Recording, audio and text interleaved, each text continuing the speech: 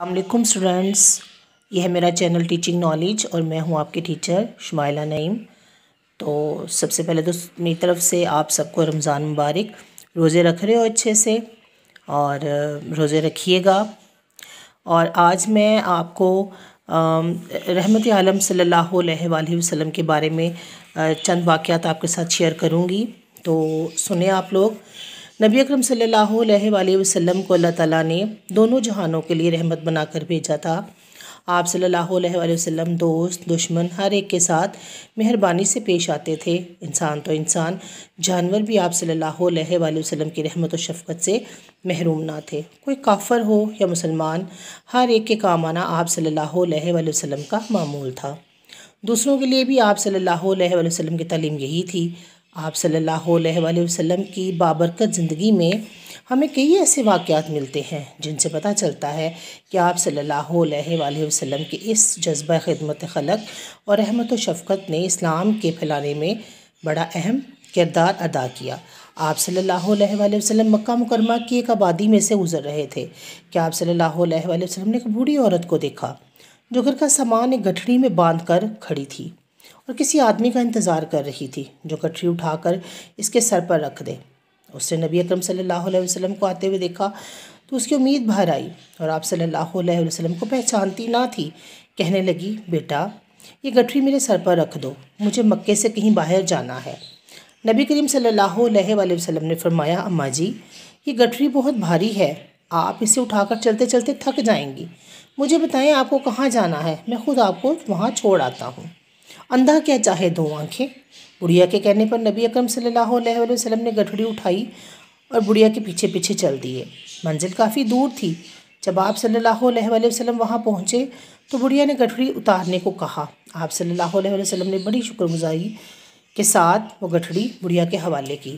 بڑھیا آپ کو دعائیں دینے لگی اور کہنے لگی، بیٹا میں غریب عورت ہوں، تمہاری اس تکلیف کا کوئی بدلہ نہیں دے سکتی، البتہ یہ نصیحت کرتی ہوں کہ اس جادوگر سے بچ کر رہنا جو لوگوں کو ان کے باپ دادا کے دین سے گمراہ کر دیتا ہے، جس کا نام محمد صلی اللہ علیہ وآلہ وسلم ہے، اور اسی کے ڈر سے مکہ چھوڑ کر یہاں آئی ہوں۔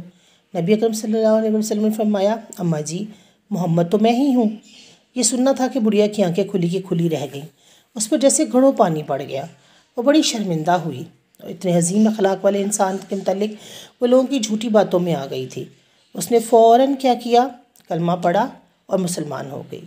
اور اس کا کیا نتیجہ ہے کہ اچھے اخلاق کی ہمیشہ فتح ہوتی ہے، یا اخلاق میں بڑی طاقت ہے۔ اور اب میں آپ کو تھوڑا سا سچ کے بارے میں بتاؤں کہ انسان کو زندگی میں ہمیشہ سچ کا ساتھ دینا چاہیے، کیونکہ آپ نے سنا ہے نا کہ سانچ کو کوئی آنچ نہیں ہے۔ تو ایک آپ کے ساتھ چھوٹی سی کہانی شیئر کرنے لگی ہوں سچ کی برکت میں۔ حضرت عبدالقادر جیلانی علیہ السلام بہت بڑے ولی اللہ اور بزرگ ہو گزرے ہیں۔ انہیں علم حاصل کرنے کا بہت شوق تھا، لیکن اس زمانے میں علم حاصل کرنے کے لیے دور دراز کا سفر طے کرنا پڑتا تھا۔ آپ حصول علم کے لیے بغداد جانے والے قافلے میں شامل ہو گئے۔ آپ کی والدہ نے آپ کو 40 اشرفیاں دیں اور گھر سے رخصت ہوتے وقت ایک نصیحت کی کہ بیٹا ہمیشہ سچ بولنا۔